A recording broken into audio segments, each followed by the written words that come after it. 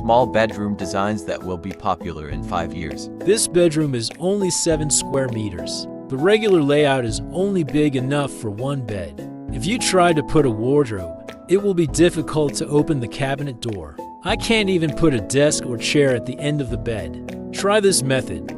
Make a frame bed against the wall.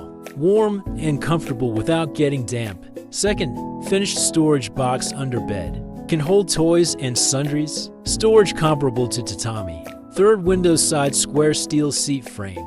Make a half-arc shaped design on the top. Symmetrical bookcase. Easy storage of books and ornaments. In the middle is a spacious desk. Corner extension base cabinet to place books. Fourth, customize the low cabinet at the bedside first. Store bulky items. Make a large wardrobe above. Hang your everyday jacket on the side. Storage of clothes and bedding on the inside. For interior design, please contact us via email below.